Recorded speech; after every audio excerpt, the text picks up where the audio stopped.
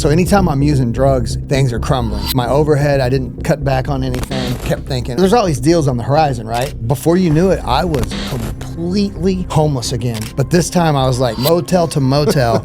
Some nights I'd have to sleep in my car, not very many. I know people hear this and they're like, this sounds crazy, but like the ability in there of a person who's trying with every fiber of their being to hold it together, but they're like, this is gonna happen. Like, dude, there's a fight in that dog like almost no other. Yeah, well, I mean, dude, you know no one's gonna do it for you. And if you've experienced that true homelessness like I had, nobody's trying to bail you out. I did that to myself. Yeah. If I'm gonna do anything with that one day, it should be from the right position. So I dug myself out of the hole. Yeah, man, it's a real fight, flight, like type of feeling. Welcome to Dirty Deeds. I've got a different episode today. We spend all of our time talking about real estate. Today, we're going to talk about the path of a man. We're going to talk about what a life looks like, the ups and the downs, and we're going to talk about a little bit of my dirty deeds. That also includes Eric Duffner, a longtime friend of mine, and he's an incredibly bright guy, just a really special human, and we have so many commonalities in the way our life has like taken us along this journey. So we're going to talk about our dirty deeds today. Welcome, Eric. Thanks for having me, Logan. This is awesome. I never expected this when I met you almost 20 years ago. Oh my gosh. Here we are. So so I haven't talked about this really much at all other than a few little innuendos, but you know, before I really got sobered up at Austin Recovery, actually that didn't take like most people. It took a time or two after that. But that was when I needed to get sober and clean. It was really clean, not sober. I knew that needed to happen. And I remember going there and I'm just like taking way off balance of where the hell I'm in, what's going on, what has my life come to. I hadn't been around any of that. I was just this junkie. I was a heroin user. I'd used other drugs, but that was my like thing. And I'd been at that or some other opiates for nearly 10 years consistently. And I show up in this treatment facility. I'm in a rehab. I just got out of detox. Like, I'm just like, what world am I in? And I'm trying to think, when did we meet when we got there? Do you remember? So I remember I was maybe a week ahead of you. So I detoxed, got to they call it the ranch. So Austin Recovery has the detox kind of in town in a more institutional hospital setting, and then they transfer you to the ranch. I think I'd been there like a week. What I recall is, you know, I've unfortunately been institutionalized quite a bit of my life. And so when there's crowds of people, you can always, you know, like how water seeks its own level. Like there'll be somebody there that you just kind of lock in with. And I remember sitting on those metal tables out back. Oh, yeah. And you were wearing athletic shorts and, you know, like you're a real clean cut looking guy. And, you know, not to stigmatize drug addicts, but a lot of people, including me at certain times, I come in looking really rough and you just kind of look, you didn't look too bad and you were making some sense. And, I think I was already exercising and you started saying like, oh yeah, you were doing these runs around the whole facility. I'm like, what the hell is this guy doing? But you looked like you were in incredible shape and I could see how much pain your body was in. That's what I remember. I remember this guy that seemed like he had some stuff to say, but you were just like, I don't know how you're doing that already. You're sitting on the table. Well, I can't now. Like when I go to detox, I'd be bedridden, but that's what I remember. Kind of the first week or so there. Yeah. Okay. Yeah, I do specifically remember you were doing like those long runs with a few people. And I remember being kind of motivated by that. There's a little weight room back there. So I'm like, I'm going to go over there and do this. That was a bad idea. It made me sick. Oh, yeah. I knew I couldn't handle you backwards. it. Yeah, it was terrible. Yeah. But I remember you were like playing a guitar with this. It was shocking. When I got there, one of the guys, I think his name was Craig. Craig Sweden. But was that the vice president guy for American Express? The guy Craig Sweden was the drummer that lived with Alex Van Halen. Okay, no, that was a different Craig. This other guy was like a vice president from American Express was smoking crack in his office. That's and then who was the guy from Buck Cherry, the backup? Oh, John with an O, John Olinger. Yeah, so I started to meet all these personalities, and you were over there like playing guitar with him or something, and I'm just like, dude, what is, like, this was so crazy to me. I was not a user that was out involved with people. I would get my stuff and go back, take it to my world and use. I was not in these circles, but I was shocked to see there was a super old guy, he's probably 60 or 70 years old, crackhead, and the guy had the worst parts in life, like in and out of life, and I remember seeing him thinking, that guy's like in his 60s. Oh my gosh, I'm in my mid-20s. I hope I'm not here when I'm 60s. That scared me. I saw guys like you that were super creative, bright, arts type guys. There was more to you than that. But then I saw this business guy, and I started to remember thinking, dude, this affects everybody. Not just it does not discriminate. Just the losers. That's right. That's the great equalizer. I mean, I could say, you know, just we can get back to that, but I've been out in LA a lot, and I mean, billionaires, A-list actors. That's one of the biggest recovery communities there is, isn't it? And it's just a great equalizer. God. So yeah, but yeah, I remember you seemed. See, I'd done time, before that. I'd never been much of a criminal. I mean, yeah, I was selling drugs, but I was bad never stuff. But I wasn't a criminal. Well, I mean, I never I was never violent, and I was never a thief. Sure, I was willing to break like man-made laws. I know you're not supposed to be driving stuff across state lines, but so I was more like settled into that environment. And I remember you were just trying to make it, but I mean, you fit right in. It wasn't like I get what you're saying. Kind of felt like a fish out of water a little bit, but it seemed like you got right in there. Remember that guy Joey? Oh, the guy that painted clipboard sets out in the that's West him. Coast. Yeah. That was like a super interesting guy. Yeah, he was. Yeah, he was, man. He was like a lead scene from him. He was a unionized painter. He did union painting for sets and then a musician. Yep. And he had like 10 years sober, and he had a back problem. And they gave him a script of hydrocodone, and he was supposed to take 2 every 4 hours. And we went to get a tattoo, and he said he took 4, and he said, I felt opiated. And it was on from there. Next and then thing we met him. he winds up at the ranch. And then we meet him, yeah. God, so what was going on in your life when you ended up there that time? So I had been there. I don't remember the exact year. That's what's so crazy. I know the first time I was there was 03, and the last time I was there was 10. I met you my second time there, and I remember that crew. I had a sponsor from the first time I was there in 03 named Borden Brown, R.I.P., by the way. God. And Borden was my sponsor. He had 7 years sober. He would come out to the ranch, and I met him, and he was my sponsor and kind of introduced me to AA and walked me through the whole thing. And 2 years later, it was so surreal, He was holding his arm, and I'm looking for a vein. My sponsor's arm in my you guys bedroom. met in like this positive environment. Next thing you know, you're out together. And he was he never had, and he didn't have much. And so he would come by my house to get me a Suboxone and be like, hey, you want a Suboxone today? Knowing I did.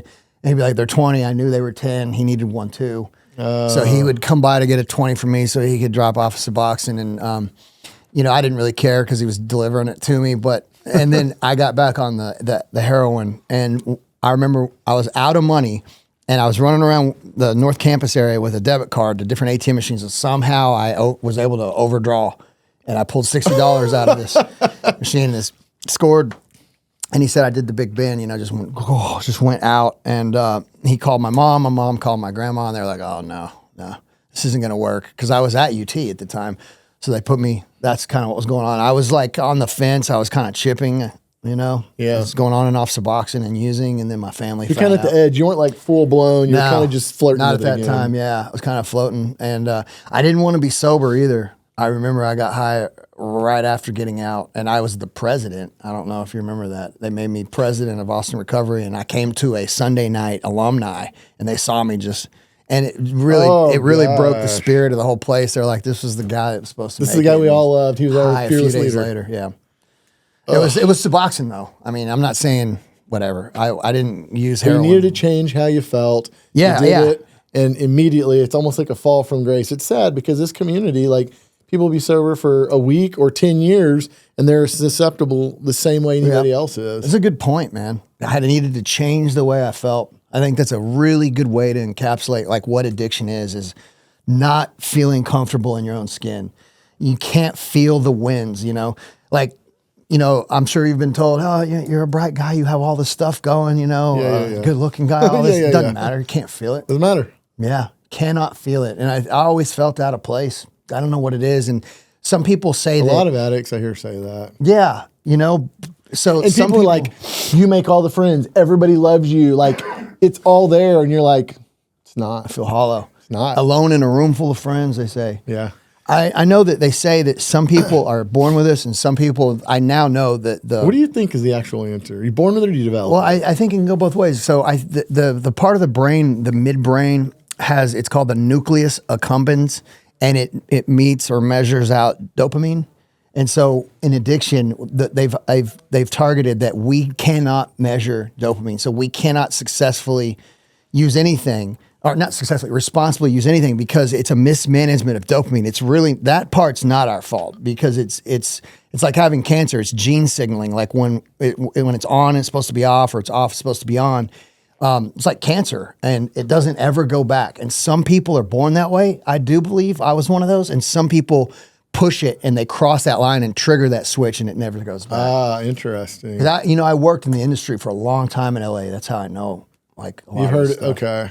Yeah, the midbrain. Yeah. You know, I hear people. So most folks that are in my day to day these days don't know anything about that part of my life. And people have spoken openly, just randomly at times, very openly about it, about someone. We've dealt with drug addicts or selling us their property or whatever. And I hear people say they're weak and they don't have any self-control and all this stuff. And I'm sitting there thinking, you realize I'm the motherfucker that's paying for everybody here today? And I'm the dude running this whole show. And you're talking about me. I never have said a word. Okay, I see where you're I'm just sitting there like, you don't realize like I'm the puppet master in this whole thing over here. You're talking about me, and I'm not weak. And I'm not a mess. Well, but there's something in me. It's been managed over the last 10 or 12 years now, but there's something in there that doesn't behave the right way. And it's not about weakness. It's not. No. I mean, I could touch on that briefly. We could spend a whole podcast on this. So this is the thing about when they say addicts are lack willpower or they're weak-willed. Look, there are times you do. There's stuff I've gone through to get drugs that most normal people can't do. The strongest willed people, like the fight we've fought to get what we need. This is the problem. That when it comes time, so the recovery program I'm in, it says there's mental blank spots, and the spiritual malady is defined in this old school language. It says a peculiar mental twist which precedes the first drink or drug, right? And so what that is by the time you've reached that point, there's the mental obsession, the physical allergy, and the spiritual malady. So that mental obsession beats you into this state where you've made all the compromises and justifications in your head. At that point, there's no such thing as willpower because there's no perceived threat or problem. That's the thing. There is no problem. You've rationalized it. It makes perfect sense. If this happened to you, you'd use too. If you were dealing with this, you'd do it too, or whatever. It goes, it's way more sophisticated than that even. And so there's nothing to use willpower against. Today, I hear this weekly. People say, you have so much more willpower than me. You're so disciplined. All these positive, complimentary things. And sometimes I laugh and say, am I? Well, I mean, in the certain, you are, but in this one certain regard, I mean, I believe it's a disease, man. I do. Yeah. And so once we reach this point and a relapse or you pick up the drink or drug, it's not like a decision. It's not cut and dry. Right. It's not a lack of willpower. There's no willpower in that case. You know, besides whether it's genetic or environment or whatever, the human condition is hard, dude. Absolutely. Social environments are freaking tough. Yep. We have to go out there and figure out who we are amongst these people, how we've been raised, and all the things that we think we know and believe mixed with our genetics. The human condition needs a place to like relax and escape. Like most humans need that. Amen, bro. Some people do it a different way and it gets really bad. You know, and on that whole topic, man, shout out to Brandon Stump if he ever sees this. I got a buddy that young entrepreneur, took a tech company public, was worth, tens of millions of dollars in his early 30s. One of those guys. I got a bunch of buddies out in California like that. And this guy would say, addiction, people like you, I consider you to be this way, have this superhuman mutant DNA that is either going to kill you, but if you unlock it, you go on to be the puppet master that putting this whole show together. And that's you, bro. Yeah. And you've basically changed the trajectory of this thing that was going to kill you. And I believe that you unlock spiritual superpowers. I know that kind of sounds woo-woo. No, but honestly, dude, look at what happens to some of us. It's unexplainable. And it's cliche almost because it happens to a lot of us, addicts that go on to do amazing things. It's this environment that people, normies, I guess, are walking around, don't even know exists. And people probably hear us talking now and they're like, kind of shocked, like, what? Yeah. Like, no, there's this whole life, there's this whole world, this whole environment that actually does exist outside of like normal people's life, I guess you could say. Yeah. All right, so let's go back to AR for a little while. Go for it, man. So we're in there. I remember like working my way through it, just doing the best I could, at this time, like, I know I got problems, but I haven't totally accepted, like, I'm a complete addict yet. This is like in the first couple weeks. And I start to get feeling that way, but I still am like wanting to leave early, instead of staying the 30 days, I left at 28, like just all that bullshit. Yeah. But going back out, I remember thinking, okay, like I'm not going to drink or I'm not going to use drugs. I told myself that and I could do this. Right. And my dad was diagnosed with cancer. You probably don't remember this. My dad came to visit me one of the days. I don't remember that, but I hadn't remember seen my dad in 3 or 4 months. He'd lost 100 pounds. He was about a... You know what? I remember you telling me this. Yes. So, I mean, it was getting bad. And I remember coming back and thinking like, all right, you know, I'm going to have to stay at my parents' house because I don't like have my own house anymore. I do have a truck still. It's not been repoed. And I got to take my dad to these doctor visits, and I'm staying at my mom's house. Mm-hmm. And I remember taking the doctor visit, and we're sitting there talking. The doctor's asking questions. I'm asking questions. I'm still pretty clear-headed. It's been a month and a half since I've been loaded. And then they're like, okay, we're going to update your script. 360 morphine sulfate tabs. And I remember just thinking like lightning rods went off. And then I go down to the front counter to fill my dad's prescriptions. And all these things are happening in my head. And a girl I graduated with is the nurse filling the scripts there at the pharmacy. And I'm walking away. Dude, I've already been at rehab. Like at this point, I'm an addict. I'm walking away with, what was the other one? The one they give people when they're trying to get Dilaudid? Oh, Suboxone? No, the other one, the old one. Okay, they wrote in methadone for long pain and then breakthrough pain, morphine. Right. I'm walking out of there with a bag of hundreds of these. And you know what my dad says when I get in the car? Logan, I don't want to take that stuff. It makes me feel so bad. Just take it and throw it away. He didn't tell me what to do. He said he didn't want to take it. Right, and then just mind-blowing. I'm just like, well, why wouldn't you I want had no this? option. So I go home and like crush one up on the way home.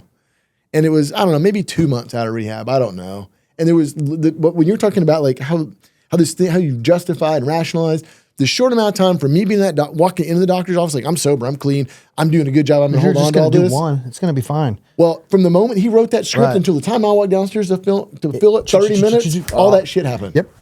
And I walked out of there. There was no question in my fast. mind that I wasn't gonna go to town on this bag. Yep. God. Yeah, man, I know exactly what you're talking about. So where did you go when you launch out of there? I just was thinking about what you're saying. If I could say real quick, my dad, we could talk about this sometime, but my dad was a surgeon. He was shot, in his office by a patient the month before lockdown. So Valentine's Day of 2020, and I relapsed on a plane at almost 4 years sober. And by the time I landed, one of my best friends picks me up at the airport, a guy named Jeremy Jackson, drives me to my parents' house. And my mom was laying on my dad's side of the bed. And, oh, man, I just want to say this to kind of illustrate how gnarly addiction is. And then we can get back to that. But as I'm hugging my mom, my right hand is reaching in his drawer because he just had surgery. And I'm pulling, he won't need these anymore. It just makes me sick to my stomach. But I'm sad to hear that. And I know it makes you sick thinking that. But the sad part is, in my mind, I'm like, yeah. Right. That's not crazy. It was just some Valium. That's crazy, dude. And some Percocets, and he wasn't going to need them, and I was clearly out of my mind. But I just wanted to bring that up. But, when I left Austin Recovery that time, I went back to my house over there in North Campus, just one block north, Dean Keaton area by Eeyores Park, that park over there. And I was seeing this crazy girl, Courtney, and she just had all this. Yeah, I remember that. She's awesome, but she had a bunch of pills, and she just had these back scripts of Suboxone. And so I got in my house that day, and I found the drugs that were left. I was like, all right, get rid of this, get rid of this, get rid of this. I found some Coke and some This is when you came Xanax, home? right? The day I got out, Austin Recovery, I threw away some Coke and I threw away some Xanax. Wow. There were some syringes. And then I found these Suboxone. I was like, oh, well, I'll just give these back to Courtney. So I'll just hang on to these. I called Was that her. like an earnest thought? I thought so. And then, you know what I did? I threw them in the trash can, and I went back inside and I was like, well, maybe Courtney will want those. So now I'm digging them out of the trash can, and I don't know if you remember this, but John, was it Ulrich? Yeah, that's right. That's Okay, it. John Ulrich had been talking to us in Austin Recovery about shooting Suboxone, and I'd never done that. I didn't know you could. And so I was sitting on the couch going, You saved it for her. I have needles within an and hour. Suboxone. Yeah, but after 30 minutes, I was like, yeah. So that's what started me on that So train. it didn't take long from the time you went home. I mean, it's like next day or same day. No, man. Within an hour. I didn't want to be sober. I got put there. There's been times where I went to rehab and I asked to be there, and I had success for a while when I got out, but this time I didn't want to be there. You went to make everybody else happy. Yeah. And to snap that dependence. I was really, I wasn't strung out on heroin, but I had the Suboxone Yeah. dependency. So yeah, it just started right back up. And then wasn't long after that, you know, I moved from that house on Elmwood over to those other houses. I don't know. That's where I've been. Yeah. Your drum set was in the kitchen. Yeah. Yeah. And then you started coming over, and John would come over. You know what, man? I was trying to do Suboxone, and then John came over wanting heroin, and I went and got it. And of course, I mean, if I'm going to get it, I ended up doing it. Yeah. And the same with you. I remember you had your diet already, and you were getting all in good shape, and you kind of got me thinking about that again too, getting back in shape, getting all ripped. And you came over and you had your food. Remember that? Yeah. Your meal preps. Like, shooting heroin, but he's got his diet. Nice try.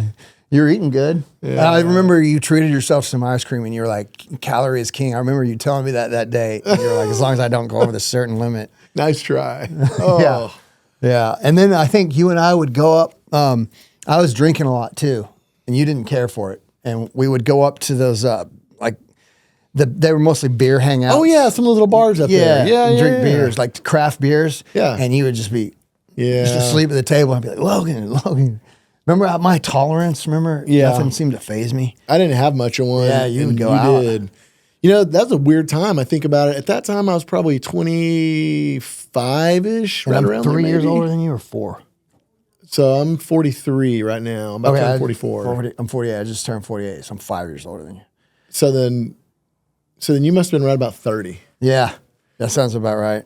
You know, when I think back to that, like I had friends that were, dude, these guys are like dating their college sweethearts. They'd gotten married. Mm-hmm. Some of them were starting to have kids. They had 2 household cars. Like they now had a mortgage. Yeah. And like, I don't know, I'm at your house on like a Tuesday afternoon and like. I'm a 30-year-old undergrad. Yeah. And we're like meeting people at the basement of Whole Foods to like score. Yeah. And going to get a spoon from upstairs. Oh, man. I don't remember how I met that hooker. I've never been one to, I've never been the kind of guy that goes for hookers. I just never have. I mean, I don't judge that, but it's just not me. I'm being honest. I'd tell you if I did. But anyways, somehow in my course of scoring heroin, I meet this hooker, and she liked me because I was never trying to fuck her. Not my type, dude. But I was never trying to hook up with her, and so she liked me a whole lot. And so that guy that was considered her his girlfriend, he felt real threatened by me. I was like, man, I'm not trying to do anything with your girl. I mean, he couldn't pay me to do anything with his girl. No disrespect, it's just not my thing. And so we would go get it, and then I found the spot to go get it. And then I remember you'd show up sometimes, and it was a mission sometimes. I remember when we went to that just shot out house. And the thing about Texas is that it's not like this in California. You can have money and can't find it. In California, you'll have 5 dealers fighting over who gets to make the transaction. Really? Oh my Is it because it's closer to Mexico, or the market's I different? mean, it's just saturated, man. The supply and demand. You know, and in Texas, there was a mission sometimes. In California, there's certain blocks you can go to 24/7. Oh, like open air market. On Christmas Eve, doesn't matter, and just get it. But yeah, you and I would find ourselves at these I don't know what kind of, can we just say white trash? Yeah, I think we can. I'm trying to be respectful. Places that you just don't want to be. Yeah, and I remember just waiting, playing that waiting game, you know, and you're just like, oh, you just feel terrible. Where are you at when you come in? You know, I remember thinking that specific place. I remember like being there, trying to tell myself in my head that like, this sounds bad, but whatever, I'll say it. I feel like I'm better than these people. I'm not like them. What am I doing here? But who am I kidding, dude? Yeah. I was with them.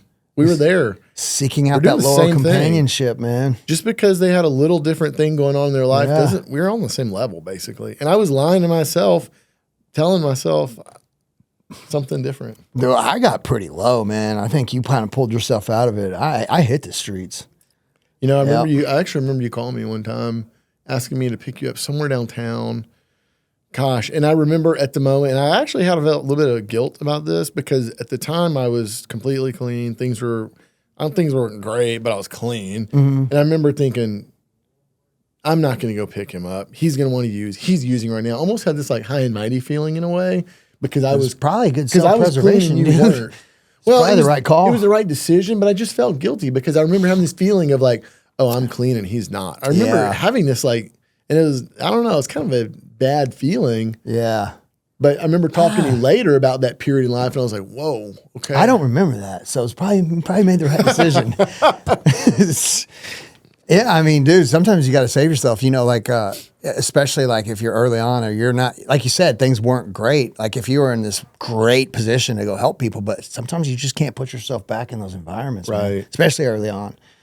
You probably made the right call, man. So, And that one time, I guess I did. yeah.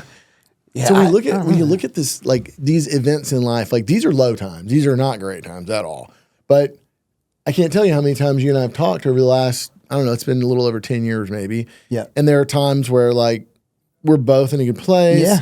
We're talking and I hear what's going on. And then there's times where it's just, Oh my God. it's been ups and downs, but like people can't figure out how does a person go from that to like moving to California, not know anybody, building a business, building relationships, building self-esteem, building yourself back up again. Yeah. Most people can't do that once in your life. Right. Like some people have the ability to do it multiple times. Yeah, I was gonna you say have. Because the last time you and I were really talking was 2021, and I've hit the bottom again since How'd that then. happen? More than once, twice now.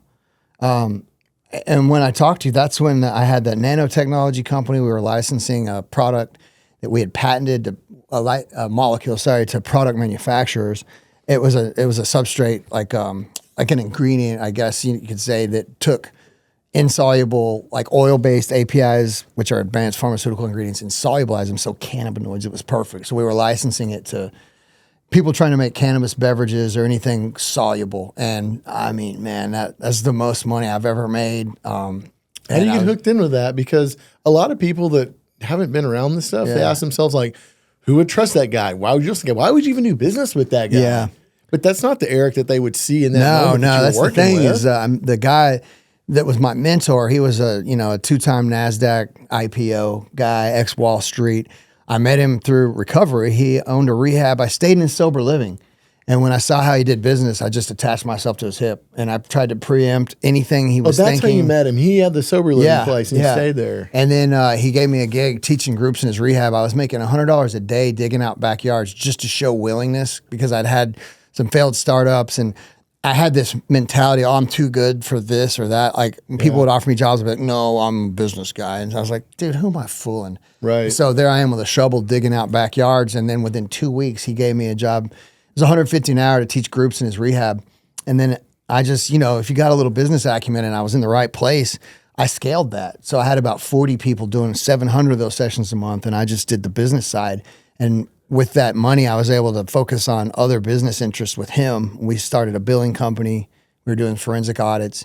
And the interesting thing about that is I tell people, like, if you had have asked me a year prior when I was getting sober, actually 6 months prior, what are some things you'd like to have? You can write down 1,000 things and guaranteed one of these things will come true. That wouldn't have made the list. It's just getting out of the way and letting a power greater than yourself. I know that sounds total recovery to anyone that's not in recovery, but it's a God thing, spiritual thing. And these things will just kind of maneuver if you're just, I say, in the moment, chopping wood, carrying water, and not worrying about the outcomes and just having some faith. Things work out. And I've proven that. I'm on my third time now. I'm doing okay again now financially. And I've hit some, since then, my dad had gotten shot and I wasn't doing well. So anytime I'm using drugs, things are crumbling and I didn't see it. Like my overhead, I didn't cut back on anything. I kept the lifestyle, kept thinking, because there's all these deals on the horizon, right? Yeah. Oh, we'll get the next one. We'll get the next one. Well, they didn't come. And so before you knew it, I was completely homeless again. And I didn't hit the streets ever again. I had a car still. So it wasn't like the first time I became homeless, like soup kitchens living out on the concrete. But this time I was like, hotel to hotel, motel, who am I fooling? Motel to motel. And some nights I'd have to sleep in my car, not very many, because I was on the right track, but I had just come out of another relapse and was trying to put it all back together. I know people hear this. Sorry to interrupt you, but I know people hear this and they're like, "This sounds crazy," but like the ability in there of a person who's just trying with every fiber of their being to hold it together, but they're like, "I'm going to keep staying here for a couple nights. I'm still going to go back and try to keep working. This is going to happen." Like, dude, there's a fight in that dog like almost no other. Yeah, well, I mean, dude, no one's going to do it for you. And if you've experienced that true homelessness like I had, if it doesn't You get know done, the bottom, it's not there going to ain't get nobody done. at the bottom for you. No, nobody's trying to bail you out. You know, my dad's gone. Don't want to hit up mom for anything. She's fine financially, and there's a trust left. But I mean, I didn't think I should have any of that when I did that to myself. Yeah. Right. If I'm going to do anything with that one day, it should be from the right position, not to dig me out of a hole.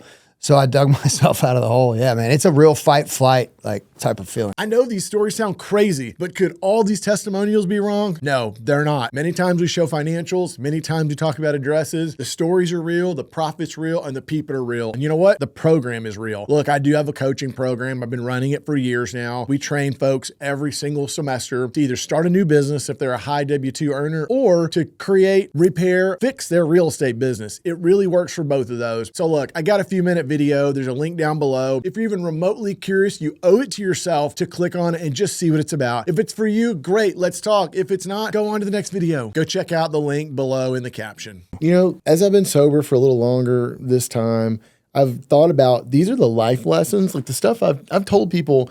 When I've gotten like mad at people or in an argument, I would say, you do great in rehab. Rehab is like a format about how to live. This is stuff that I should have learned when I was 14 to 20, 12 to 20. But my brain didn't work. I didn't pick this stuff. Some other song was playing in my head. I don't know why. This is like how to cope with life, how to live life, how to make good decisions, how to respect yourself, how to do all these things. And when I'm listening to some of this, it's reminding me of like folks, normies in the regular world. Like these are like real world skills that are complicated by this disease. Yeah, man. But these are really a lot of like living life skills. And it sounds so elementary. And some people don't have these problems just think like, what are you talking about? Like, that's normal. That's simple. Well, yeah, it sounds like it is, but sometimes it's more complicated than that. Yeah, you're right. You know what I mean? Yeah, I mean, it's funny because, you know, I go to a 12-step program and sometimes people are like, they'll make jokes. They'll be like, people in these rooms, they want a trophy for like picking their kids up from school and putting them to bed. It's like, you know, you're supposed to do that, you know? Like, or you could you could fill in that blank with any situation. But yeah, what you're saying is like, it's like we're maladapted, maladjusted to life. I mean, I was. Like I said, I felt like I never really fit in and nothing ever made sense to me. I made a great entrepreneur because I never wanted to follow anyone's rules, or I never wanted to do anything someone else's way. You know, until I did find some business partners and I learned to like work with people. That's a skill, I think. It's huge. You know, it came later It's hard. in life. Yeah, it is. A lot of give and take. Hold on. I ran us off a different track, but going back over there. So like now you're in this spot where you're like, okay, I'm willing to stay in my car. I'm willing to stay at a hotel. Like I'm trying to get back again. Tell me where's that going? Oh, so, you know, when I was talking to you, when I was living in Irvine, I had a penthouse and, you know, the cars and I had all the stuff and I was living the high life. Didn't cut the overhead and slowly it whittled away. Once I started really hitting the drugs again, oh God, I remember I tried to save myself. So I moved back out to Colorado. I was living by my business partner that had helped me, you know, become successful. And I couldn't stay sober. Why'd you go back there? Well, that's where our company was. The nanotechnology company, that's where it was. I didn't need to be there. So I left and went back out to California, but I was like, I need to get out of this. So I went and I was staying there. And my girl and I, it was a really toxic thing at the time. Like I'd be trying to do right and she'd bring home drugs and we just didn't stay sober. And so eventually burned that all to the ground. Then we flew to rehab one day and left we had an ISO lab in Lafayette between Boulder and Denver that was doing all this stuff from the cannabis and hemp industry. So we were able to leave our cars there and we flew to rehab in California. The rehab was shit, I would say. Nothing like what you and I experienced. This place was awful. So we left, we got high, went to another place, left, got high. I did that 5 times that fall. Was that American Addiction Centers, then Michael's house, and then Banyan, and then finally ended up in Passages. Passages Associates. That was Malibu. The one on the TV. Yeah, not that one. So it's the same company, but they had another property that was for people that had health insurance, not the $150,000 a month cash pay. Okay. But I had decent health insurance. Well, no. So our health insurance had lapsed. So long story short, we ended up back out in Colorado. Oh my God, dude. I mean, I was on the streets. I had a car in Colorado, but this guy flew me out to Colorado. He was able to help me in a lot of ways, but he had some real problems himself. And I don't really want to go into that. We can, but it just doesn't matter. He'd done 21 years in prison and had a criminal mentality about some things. And he was giving us money and he tried to do some shit with Haley, my girl. And So we left. I left Colorado with $900. And so I had called Passages. They'd kicked us out. And I called them. I said, can we come back? And the deal was 60 days. And after 60 days passed, I was like, can we come back now? And so they said, yeah. And so I called the health insurance thing. This was like right around Valentine's Day in February. Said, all right, yep, your insurance will be good March 1st. And so we had to figure out, it was more than that. It was like 3 weeks of February 2022. Yeah, that I had to figure out like what the hell to do. And so I was staying in Airbnbs and motels, and Haley was bringing home drugs, and I was staying sober, and I finally got us into Passages. Oh my gosh, how in the world did you do that? I was using my health insurance for rent. That's how broke I was. I was using it to get into rehab, so I had food, resources, and a bed to sleep in. Oh. Because I had nothing. I had checked into rehab with 82 days sober, because that's how, I had nothing, dude. No job, no can go here income. For a while. Yeah. And it was a nice place. And so I was like, I can deal with this. It was a nice place. Then our insurance kept paying for sober living. So we did 30 days there. And then there was a guy there that, Haley is, she's one of the best salespeople I've ever met in my life. And I've had, 6 businesses up to this point that were profitable businesses, not super successful, but like low millions, like $1, $2, $3 million range, that I had partnerships with and things like that. And so she met this guy that stayed across from her. They split us up. So she's in one room, I'm in the other. And there's a guy across the hall from her. She kept talking about, we were engaged at the time. My fiance, all these businesses and stuff she would tell him. And so he kept wanting to talk to me, and I was blowing the guy off. It's so interesting how this happened. Didn't want anything to do with it, and he was like a tech guy. He was from Sri Lanka, and he went off to school in Australia, so he spoke like perfect English, but he was a Sri Lankan guy living in Calabasas, and he saw some of my old websites, and he wanted to show me his websites. And since I had the hemp cannabis, ties, he had something that was a substrate. It was cocoa peat. It was like for soil. And he just kept wanting to talk, and I just wasn't interested. And he saw one of my business websites and said, why don't you do that again? And I was like, yeah, nah, not that interested. And I kept blowing him off. And he just kept at me. And I went over to his house the night before we got out of sober living, and they had a nonprofit. And he goes, we want to help you. And I was like, yeah. No, I will not take stuff from people. Nothing's free. Mm-hmm. I'm like, no. Yeah. By the time I got to my car, he had Zelled me $2,000 from his nonprofit. You're like, what the heck? Dude, and we were broke. And I was like, hey, here's the $1,000 I gave it to Haley. And I kept the $1,000, and she put it towards her car. She had a car, so we both had a car. And then I used my $1,000 to pay for a rent, like a partial month's rent. And this guy there was no strings attached to that money because it came from a nonprofit, and it was for women. That's why I gave the money to Haley, and I kept some for myself. And so then this guy wanted to fire up this business. So he started buying all the things necessary for the business. So we were going to go in 50-50 on this business. And he wanted me to start doing the service-based group facilitation company in rehabs and teaching breath work. And I didn't want to do it. And it made him want to do it even Why didn't more. you want to do it? You guys weren't a spot that you needed something. Yeah, no. It's not that. I didn't want to get back the breath work, sound healing, woo-woo, hippie, kind of West Coast, like healing crystals. Like I just didn't. I don't say there's nothing to it. With breath work especially, there's a ton to it. But the healing crystal crowd with the oils and, I think if you have certain sensitivities, maybe you can pick up on some of that. I never really felt anything from that. And it was that crowd, and I didn't really care to get back into it. But for money, I did it. And so what ended up happening is when I told you I had that billing company, we did forensic audits. I knew all the CEOs and owners for these behavioral health companies. So I called them up and told them what I was doing. I was like, hey, I'm back in town. But if your life had gone like all these places, how'd you get to know those people along the way? Doing those forensic audits that I was telling you about with that billing company. Okay. So I had a billing company. I didn't understand that part. Yeah. Okay. So when I built in 2016, when I became partners with that guy, Tom, and we started that billing company, those clients were all CEOs and owners because it was all financially related. Your phone could still call them. Yeah. So I called this guy named Jeff Schwartz. Man, if Jeff ever sees this, that is my guy. He's a mentor. Why? This guy is awesome, man. He did 3 years too in Kentucky, and you would never know. He's got a couple master's degrees. And the reason I love Jeff is because he's the CEO of a rehab, and most of the CEOs in California are just looking at the money and seeing how much they can make for the least amount of, they want to make the most for the least. And Jeff is a therapist, and he spends time with his clients, and he's just developed this. He used to run Avalon for the Russian mob on the coast of Malibu. He's just got stories. He's the guy. He's opened all these big rehabs you've heard of, Seasons and Malibu Horizon. And so now he's got Harmony Place, and he's going to retire with that. It's worth like $10 million now. And he's just an awesome, awesome individual. So I called him, told him what I was doing. So he had me doing breathworks groups at his rehab. Some of his clients were graduating, asking me if they could jump on my team. One of them was Dean McDermott, who's married to Tori Spelling. So I got into that whole world of the celebrity reality TV shows, and Dean's just awesome.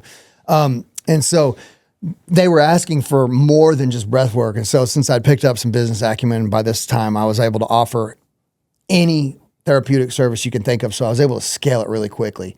So really quickly, this company was, making so 80, manage 90 the grand a labor. month. Yeah. You had the customer contact, and if you were able to dole out the labor, then Right. you're like, I can make a markup on this and be a management company, basically. Yeah, I just had a management fee for, 45 subcontractors or I don't know, 25, 30.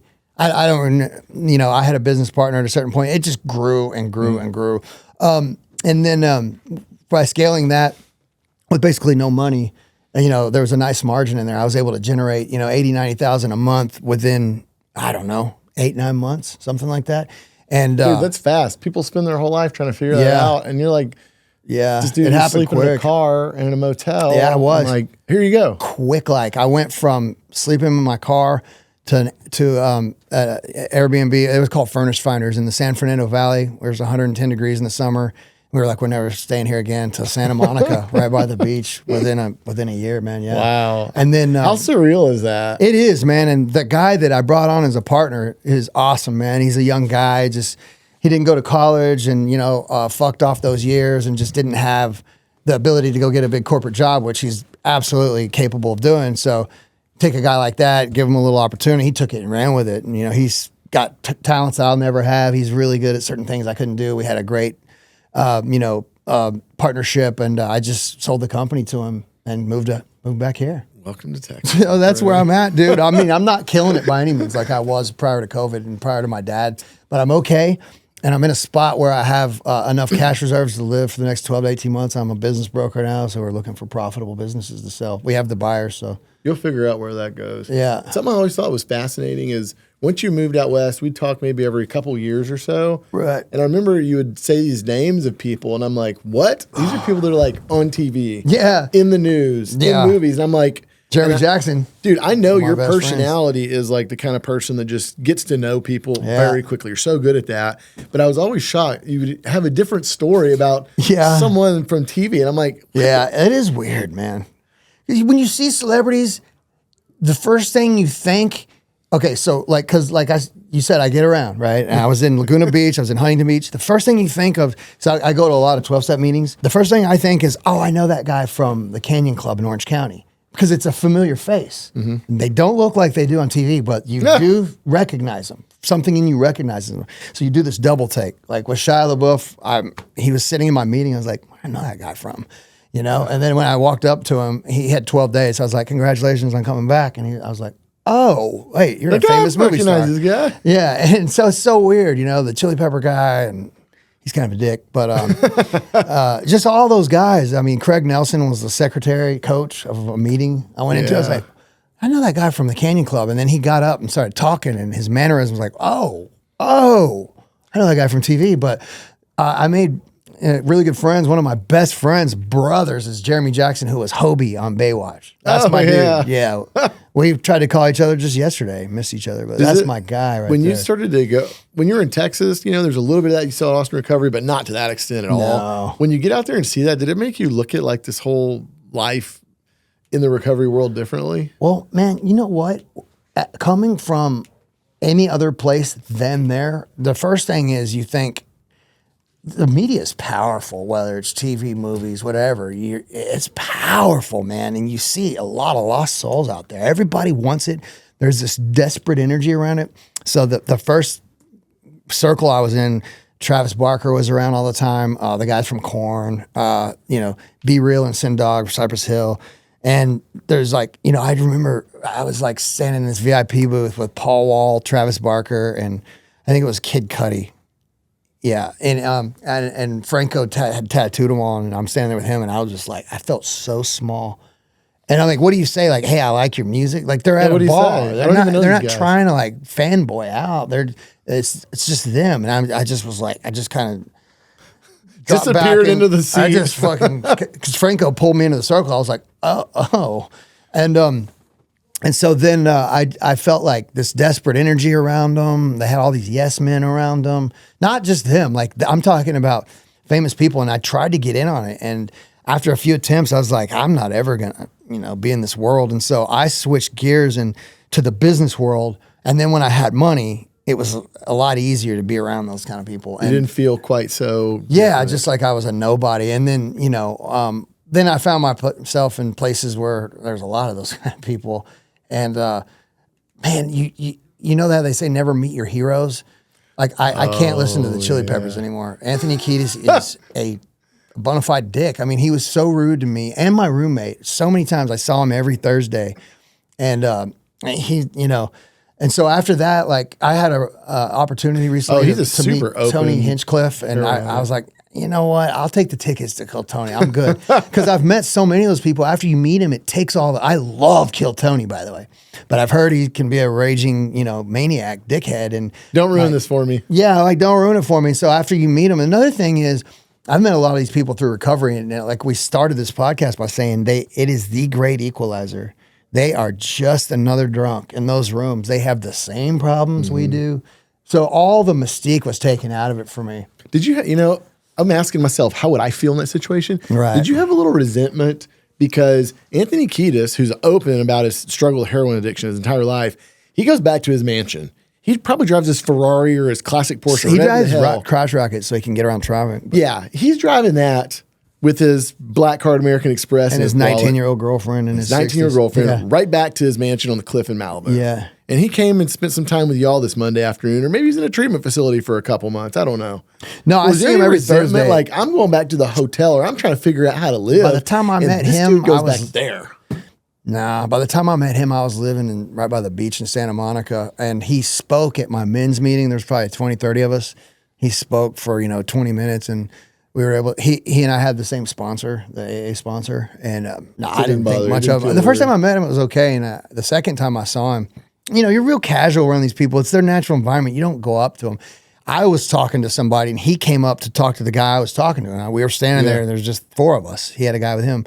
Four of us talking for a half hour after a meeting one night, and I mentioned something he had said prior. I was like, hey, man, and I brought up something he had said prior. He had this look, like he just looked through me like I wasn't there, like I was like, how dare you? Like, I don't know if I think he's kind of got some sociopathic thing. That's the vibes I got, because I've done time in prison. I got this like real cold, and I was like, ugh.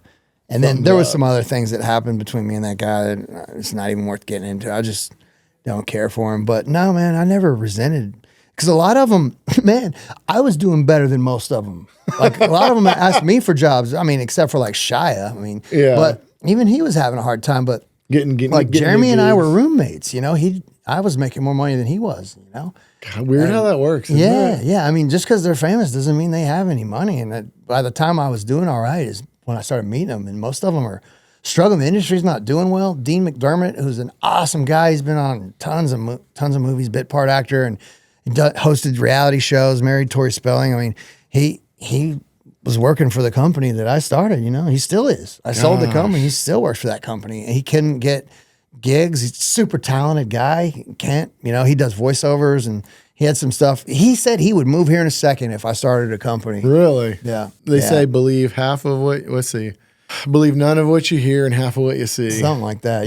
When you see this thing on TV, it's this. When you get in the middle of it, it's not. You couldn't be more right. I mean, once you get to know like the insides of that, I mean, there's exceptions. Like Chuck Lorre was my sponsor briefly. Oh wow. He's if he's not a billionaire, he's There's those guys, But Chuck is a different kind of individual. He never didn't work. He was a functioning alcoholic, and then he just stopped drinking and never relapsed. Yeah, really? Yeah. One hit wonder. Wow. Yeah, and I idolized him. I had no idea who he was. I just knew that he was a writer from Hollywood. I mean, half the room was. But what I liked about Chuck was his commitment. He was such a low-key guy, when I found out who he was chairing a meeting one night. He was the secretary of a meeting, and his buddy came in, and I could see the energy and the rapport. Like, damn, these guys have been tearing it up for decades, huh? And this guy goes, oh, yeah, they did 2.5 men together. And I was like, what? And then he sent me a link. I was like, whoa. Now, I'd known him for 6 months, and I had even more respect for him. The guy didn't wear a watch. I mean, he's like, wore some Air Force Ones. And I mean, dude, he did not care. He wasn't flashing anything. And so I was like, that's cool. Speaking of that, have you watched the PR campaign that Charlie Sheen's been on lately? I've seen. He's getting open. Yeah, I saw that documentary. Bare all. Yeah, man. So his wife, Brooke, was going to be on our team. His ex, Brooke Mueller. I mean, it's so crazy when you get into those circles out there. I talked to her for a while. Yeah, man. Anyways. I watched that documentary also, and I'd seen some other clips. He's been on podcasts. He's been everywhere. He must be promoting for something. I don't know. Well, I think he's finally out of timeout, so to speak. Yeah, I mean, I was listening to his Joe Rogan podcast, and I watched his documentary, AKA Charlie, and it's so weird seeing my buddy Chuck like on TV because he's just my friend, and then there he is, like this guy. Yeah. But Chuck was on it, but I think whatever he did, he's coming out now, and he's going to start getting roles again, and he's going to start working again. So he's just coming. He's back in the action. So Chuck and him, this is what's really cool. Fully made up, and I kind of got some backstory on that. It's not really mine to share. I'm gonna respect that, but I do know that they were on good terms. And then Chuck did a show called Bookie, which is on HBO, and Charlie was in it, and I got to ask Chuck a few questions about that. I thought that was really cool because I didn't know. Again, I'd known Chuck for quite a while, and I was traveling. I was in Nashville, Tennessee in a hotel room, and it was a dark side of the 2000s, and it was a Charlie Sheen fallout. I didn't realize that his whole rant and that whole falling apart was directed at my buddy Chuck. It was so surreal, man. Because Chuck and I sat together every Monday, and I saw him every Friday. We'd eat seafood together on Friday nights. I had no idea, man, that when he was like, I knew he went off on his boss. I didn't realize it was Chuck, man. And so then Chuck did the show Bookie, and Charlie was in it, and I thought that was cool. And that is a true testament of recovery because both those guys are in recovery. I didn't know Chuck was. So everybody knows about Charlie, his story. 26 now, I think Chuck is. Wow. So then he must have been watching Charlie go off this cliff. Yeah. Like, that puts a whole different perspective on that to me now. Yeah, so Chuck had just gotten sober. And when you're new, man, you think everybody needs it. And I mean, Chuck had even admitted, he may have been, too overt about, some of that stuff. And Charlie wasn't trying to have it, man. But I think Chuck made the right call, man. But that's, I don't want to sound like one of those guys that sits there and talks. I don't really care. They were my friends before I knew they were famous, and now I know who they are. It doesn't really matter. They're cool guys, man. They're just like us. Well, that's where I was immediately thinking the same just thing. like us, man. You hear a story that goes from really bad to really good. You got people that are some just random dude born in Temple, Texas, or some guy who spent his time on the West Coast. And, going back to like broad stroke, I guess here, folks really don't understand what's going on all over the place. There might be some guy living next door to you that's dealing with this. Your cousin who came to stay with you for the summer might be dealing with it. You don't even know it. Yeah. I mean, when I went to live with my aunt and uncle right after I graduated college, I was using pretty heavily at the time. I was living with them, working at their business next door to their home, actively using daily, going into Houston every week or two to re-up. And I got my like polo shirt tucked into my jeans and my boots, and I'm like holding it together pretty good at this point. But you look like the all-American boy. And they had, I'm like embarrassed to say this now because if they ever see this, they're going to be like, oh my God, Logan. But like they had no idea what was going on behind that door. They had no idea. Yeah, man. And a lot of people don't. Right. Yeah, I mean, in our literature, it says we are people that normally would not mix. It's just the great, I keep saying it, the great equalizer. If it hits you, it hits you. And there's a solution, and there's not just one solution. Thank God. I found mine through the 12 steps, but that took 13 years. I remember when we were at Austin Recovery, and afterwards, I remember you were like, this is not for me. Yeah, it was almost like this hocus pocus bullshit.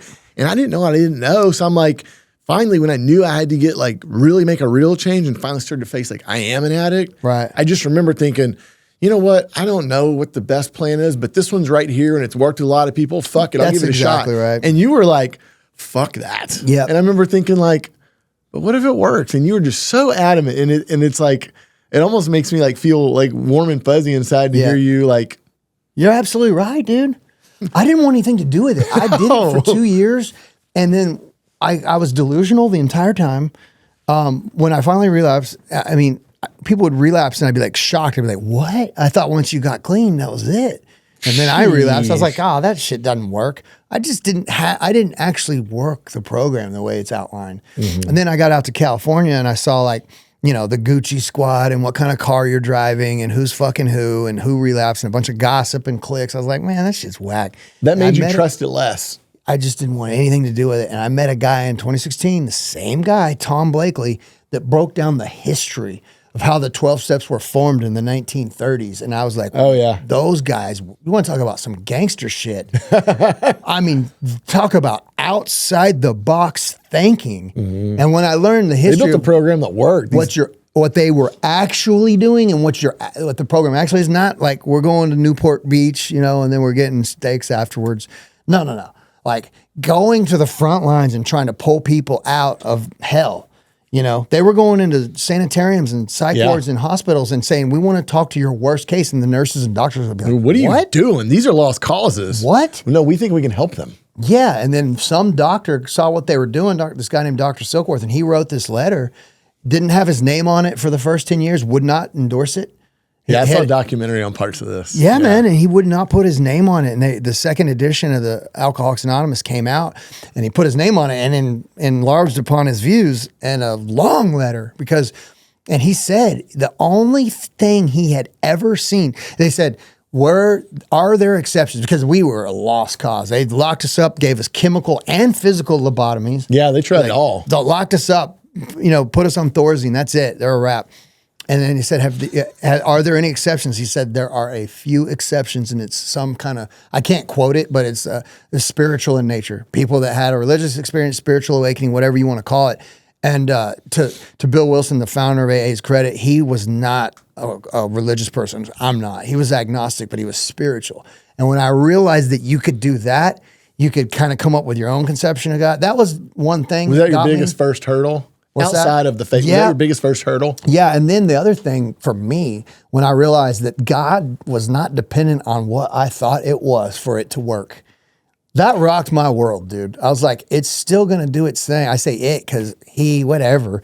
I don't think it has a gender, but whatever the creator, it does not, nothing it's doing or is going to do depends on me and what I think of it.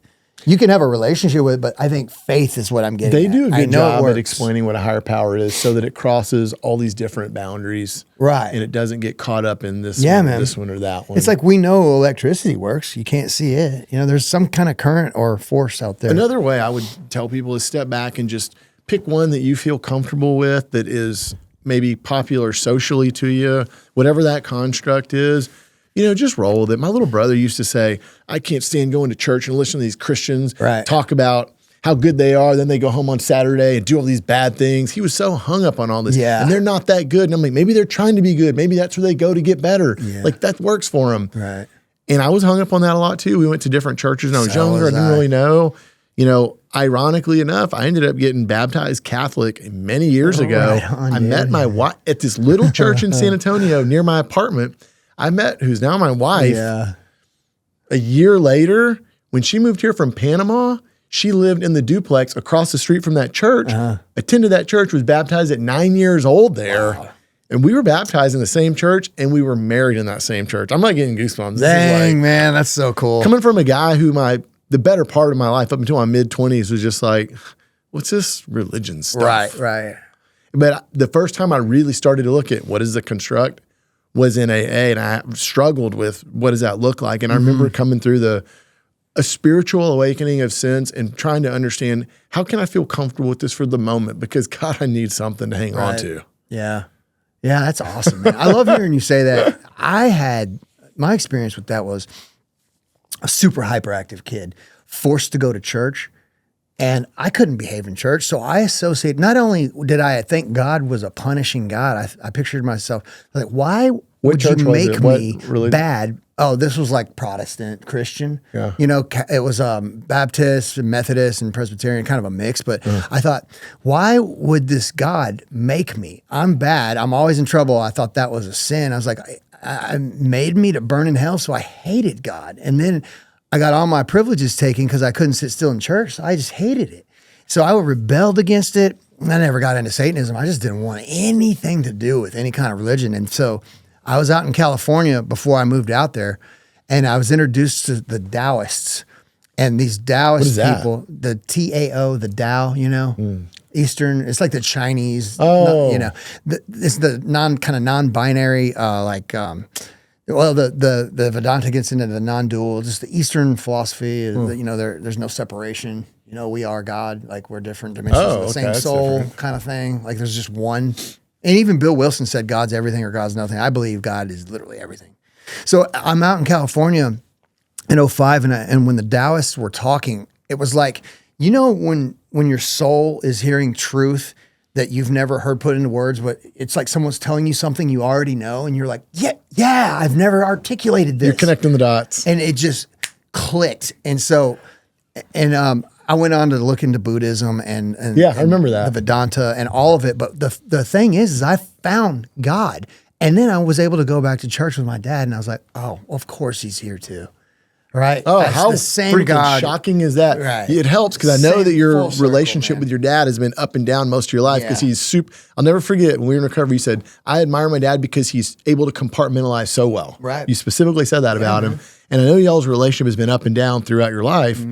And you circle back to this major thing in your life, and then you're able to share it with him. Yeah.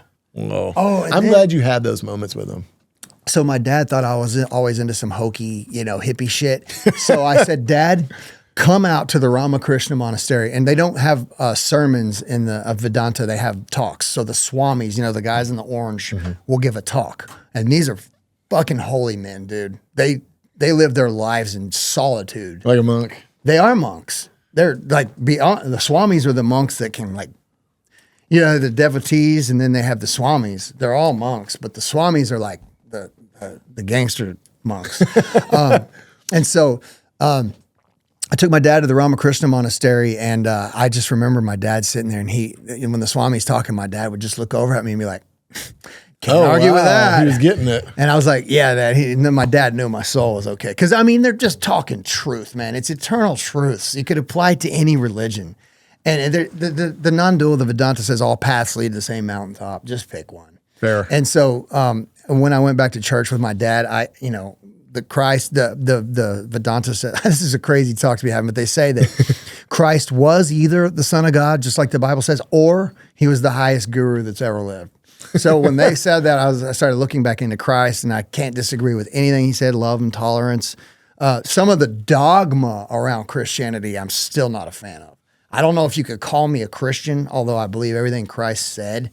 And I do actually pray in Jesus' name because my dad was a Christian. It makes me feel closer to my dad who's dead. But I don't really like to have that identity of anything. I'm not a Vedantist either, or a Buddhist. That's okay. But I like little pieces of all of it, man. And I do know what God is. That you're put together, and that's what allows you to get what you need. Yeah. I'm totally okay with that. Yeah, I don't judge anyone. I'll go to church with anyone. Like, I'll go to the monastery with anyone. I'll go to a mosque. God, think back to dude, think about the Eric 20 years ago. What the hell do you say to that guy? Like, if I was Eric 20 years ago, what would you be saying to Eric right now? Surrender, man. Just stop, dude. Just do it. Hurry up. Well, it's like every time I stop, my life takes off. I just can't get out of my own way. I mean, we just talked about our age differences. You know, I'm like, you're 10 to 15 years ahead of me in business. I kept putting myself back. You know, the crazy part is with the quick. explosive capability that you have, though, dude, you could pull some shocker in a couple years and be rocketed ahead. Like, I think you've got this very interesting kinetic energy that's it's incredibly rare. Yeah, you got to have like a good little stint, a nice quarter mile with nothing in your way. Yeah, you might be right about that. I believe that. I believe that. I used to think that Oh, I blew it. That was my opportunity. I blew it. You know, I can't believe I lost the vape company. I can't believe I lost that tattoo supply company. I can't believe I lost that marketing company. I kept thinking that was it. And I was like, wait, I sure seem to get lucky a lot. And then I realized it is part of me. And I'm pretty humble about it now. And at one point I was always swinging for the fences. And now, you know, I mean, if I sell 4 to 8 businesses a year, I'll make a really good living, above average. And if I take some of that and do something smart with it, you're absolutely right, Be man. fine. Yeah. As I've watched a bunch of young entrepreneurs kind of like grow under this program that we run here, a coaching thing, it's just shocking to see guys who have tried for 10 years to find their way. Yeah. And they've kept the lights on and done okay relative to most people's standards, but they haven't like done something special. And they come across what we're doing and it works.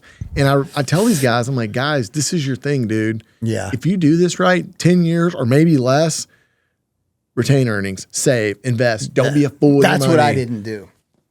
That's the cautionary, like, that little if I could go protection back, part. how about, you asked me if I go back 20 years. How about I go back to like 2018? I'd be like, dude, stop going to the Louis store. You know, you don't need that AMG also. That You stuff already doesn't have a matter. Raptor.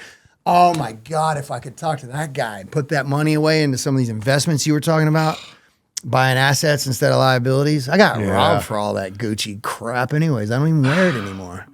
That's so tough. So, Yeah, that's so tough. You know, as we spend all this time making our way through our life and learning how this all works, I wish there was a way we could download this info and load it into my child. Oh, because God. they wouldn't have to start over. They could pick up where I left off. Wow. never touch a needle. Would you not tell yourself that? Oh, God. I don't know if I'd listen. But, you know, I have these thoughts. You know, I got 4 kids. Oldest is in 10th grade. Youngest she's 5. And I look at these kids, and it's just because of where I've been. These are things that most parents don't even think about. I'm watching their behavior. I'm watching how they eat. Are they going back to the sugar? I'm watching one of them starting to drink caffeine now as a high schooler. And I'm asking myself, is their behavior around those things normal or abnormal? And I ask myself, what's going on with their relationships with people? Do they feel satisfied? Do they feel unsatisfied?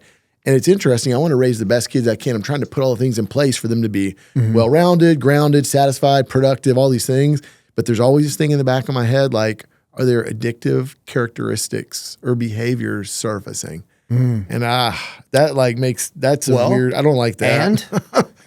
I don't know. They're young, man. It's hard to know. You know, when I was in college, we were all drinking and maybe doing some things we shouldn't.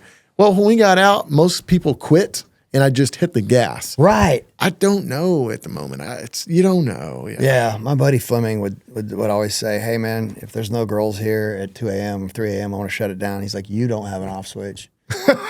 You can't shut it down. Yeah. Yes. We'd see the sun come up usually. But yeah, that's interesting. We were on the boat on Sunday, and my girl Haley, there was this, I think the kid was 14, and she was just like looking at him. She was like, I had already shot heroin and smoked crack. Oh my gosh. Yeah. And I was looking at how young this kid was. 14-year-old? I actually heard stories like that in Austin recovery, and I was shocked, but Well, she it actually does happen a lot. had a fucked up family, dude, and It's a great way to start she it. had some abuse stuff done to her, and her stepmother, her step-parents raised her. So her stepdad and her stepmom raised her biological parents. Her mom's awesome now, I think, but I think her mom was under a lot of stress back then, honestly. And stuff that was done to her, and she just kind of checked out. You know? So that might be some stuff we were talking about earlier. Are you born with it, or is there something that causes it in your life? Yep. I think lots and lots of trauma could cause it, but I still don't know if it triggers something that was already ready. I'm not a scientist. I don't know. Yeah. But I wonder, when I hear those stories, if I experience that, I never experienced real trauma like that. I just was dissatisfied. That's me. If I experienced I never that, had any trauma either. Dude, I don't know what I'd have done. Yeah. I would have been way worse. Probably so, yeah. I mean, any trauma that's been done to me has been done by me. You know, I've been beaten almost to death in prison a couple times, but I don't carry that with me. I've seen people shot in the head right in front of me. I don't carry any of that with me. It never seemed to bother me. I almost wonder, is there something wrong with me? But I mean, I have a huge heart. I'm super empathetic with people, and I always want to help others. So, I mean, I'm not a sociopath, but I'm like, why does this shit bother me? And I still don't know the answer to that. This is that deeper part of the human thinking that we go through life while we're in a meeting. We've got something going on. Just texted my wife, something's happening. But there's this this stream of consciousness running in the back. Like, is this normal? Is it not normal? Why did I do that? Should I? There's all this stuff happening. And I was talking to my wife a while back. And I remember she was like, early on when we got in our relationship, I was pretty open about stuff. Not deep, but, I was clear about what had been happening in my life in the past. And I remember one time she asked why, and I said, hon, I've been sober for quite a while now. Dude, I just need to calm things down, shut the voices. Not the I'm not hearing voices like a schizophrenic. I know what you're saying. There's just all this stuff happening, and calming all that down kind of made me a little happier. Yeah. Interestingly enough, a decade into this, those things kind of helped me because I'm going. Mm-hmm. But back then, it was how do I shut this off? That was probably one of the first things. How do I change how I feel? And how do I shut all this crosstalk off? That's interesting, man. Because I know you got all that happening. Oh, my God. So my thing was self-medicating. Yeah. I mean, when I look back, there was no trauma. I didn't have psychological problems. I had ADD. From what I could tell, you grew up in a normal, solid family. Yeah. Stay-at-home mom. Dad was a surgeon. Lived in a country club neighborhood. And people would say, "Oh, he was fine." Those rich kids go off and fuck up. Well, that's not the answer. When we moved to this neighborhood to get our kids in better school district, people always say, "Oh, be careful. There are gonna be all those rich kids that do all those problems." Yeah, well, I wasn't rich and I had problems. So what the fuck? It's everywhere, right? Yeah, they may have more resources, but the thing is when people ask me what was with me, I can honestly tell you. Okay, so I had psychiatrists tell me one time that young men, alpha type personalities that have a really high IQ and ADHD, super attracted to danger because of the stimulation. So living right on the razor's fucking edge is just how I was. I can tell you, in second grade, I had to skip grades. I would finish my work and just get the whole class fucking up. And I could ace all the courses. I didn't need to study, and I'd ace the tests. And so they skipped me grades and had me doing advanced math and I felt singled out and punished. I had no idea I had above average intelligence. I think I don't know what your IQ is. I bet you have a remarkably high IQ and a very high EQ. Yeah, maybe the EQ now, but I think that's more important, honestly. Probably. You're talking about emotional intelligence? Yeah. Yeah. And so the IQ thing, when I was a kid, I felt singled out and punished. And I remember there was this guy, I won't mention, that I thought, well, he carried himself like this intellectual. I was like, God, he's so smart. And when we got to middle school, I was in these classes and he wasn't. And I was like, wait, I thought he was so smart. And I just never got it. And it felt like a punishment to me. And so being attracted to danger, living on the edge and needing stimulation. So I was always thrill seeking, man. It's what it was. And it turned into chemical dependency. Do you think I wasn't trying to talking about the dopamine regulation issue? Could it have something to that? Because that thrill seeking does endorphins. I mean, I wanted to traffic drugs and sell drugs, and I wasn't violent. I mean, I've been in plenty of fights, but I wasn't trying to. Never used a weapon on somebody. Things like that. I've had fist fights, and I never was trying to get over on people either. I was never trying to steal. But I had this entrepreneurial spirit very young. I was like, oh, you mean you can take this from here and put it there and it doubles in value? It's funny you mention that. I remember going into recovery or into treatment the first time. I remember talking to Maurice, one of my mom's best friends who worked at the recovery center. Oh, remember that? She's the only reason I got in. I wouldn't have trusted all this anybody. Is coming back to me. Yeah. Yeah. So I still do love that gal. Anyway, she was a referral to a close friend of mine that works here now, but things come full circle. But I remember talking to her, I was sitting down there in the hallway in the detox center. I wasn't clear-headed yet, but I hadn't used it in a couple of days. Things were headed towards normal. Right. And I remember telling her, I don't steal from anybody. I don't hurt anybody. I remember saying something similar to that, just rationalizing. Yeah. And you say that, it reminds me, it's a different category of person. Like some of those guys in Austin recovery, dude, they were always in jail for assault. Jacking people. Yes. I remember there's this guy, Joey, that was in there with me. That guy, dude, he was a freaking born criminal. Every day was stuff like that. And I remember thinking, wait, real I tall remember guy. that guy. Dude, I remember my God. dude, you want to be in trouble. Yeah. I just wanted to get high and change how I felt. Same. And I wanted to make a lot of money doing it. And just that thrill seeking, living on the edge. I had this really bad ADD. So I guess looking back, I was never really comfortable in my own skin. I was always looking to use something to just calm myself down maybe. Yeah. But then, I mean, man, then it turned into dependency. Like I said, I got into harder and harder drugs, man, and they took over. And now that caused psychological problems. I don't think I had them other than ADD prior to that. Oh. That has caused like long-term depression and anxiety in me that I still struggle with, man. That I did not have. How do you prior to manage addiction. that stuff day to day? Because I don't think you want to take medication, exercise, dude.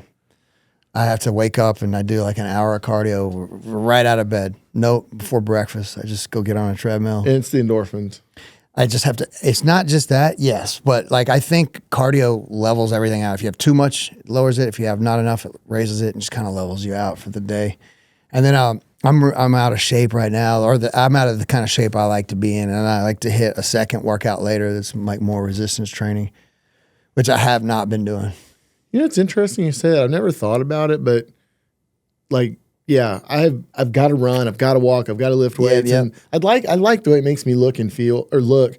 But there is something, if I'm not doing it, like I feel like something's off, and I wonder if it's part of psychological management systems. Yeah, you know, I had let it go since you and I were hanging out back, 20 years ago or whatever. I had let it go, and the only reason I was doing it was for my brain.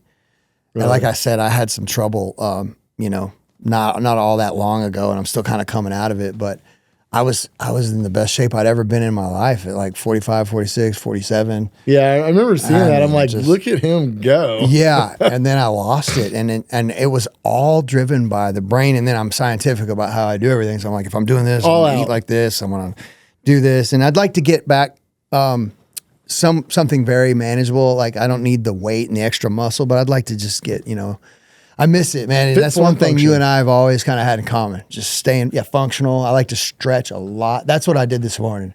Yeah. I have this knee thing. Oh my God, dude. It's called Ideal Knee.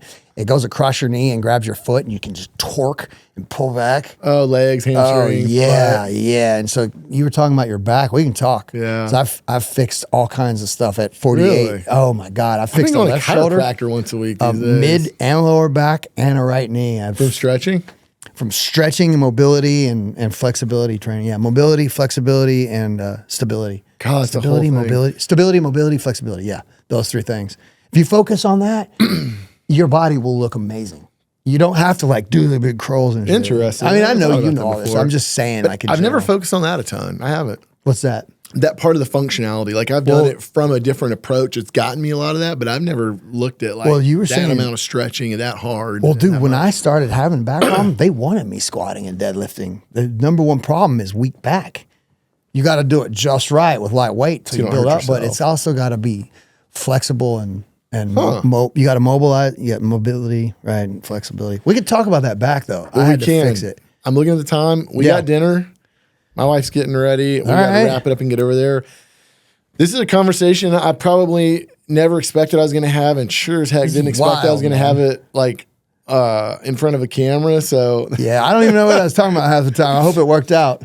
It was just fun, man. I enjoyed talking about a piece of my life that's different. Yeah, these are things that maybe people can use something out of it, and I don't know. Maybe it shares a little bit about who we are. So I don't know. I enjoy it. I would like to say that like when I met you, I had a fitness kind of background that I was not doing at the time, and you have inspired me this throughout the years. Like I would start to get back in shape, and I'd be like, I wonder what Logan's doing. And I'll text you, hey man, are you still in shape? And you'll send me this stuff. I'm like, shit, dang it. And you motivate me, man, in business and in fitness, man. You always have, dude. I just want to say that. Yeah, it's a target. I like to have friends that are ahead of me in certain things. And because I don't have that, like I've never been a hater. When my friends are making it, it means I'm just one step closer. So I like to surround myself with guys like you. Yeah, so you're an average of your 10. Yeah. All right, well, let's get to dinner, man. Let's get out of here. Eric, if anybody wants to find you, how do they find you? Oh, man, I have a little Instagram. That works. What is it? At Dr._Duffner. It's a joke because my dad was Dr. Duffner, and I would be like, well, actually, when you do this, and people started calling me that. It's kind of a joke. But at Dr._Duffner on Instagram. It's about Eric Duffner on Facebook, but I don't use it. Thanks for coming. I've been looking forward to this for a while, so I'm glad we did it. Dude, I'm glad you had me on. Thanks, everyone. My commitment to you is to deliver the most interesting, messy, and profitable real estate deals on earth. And in exchange for that, I only ask that you subscribe to this podcast and share it with a friend who can benefit.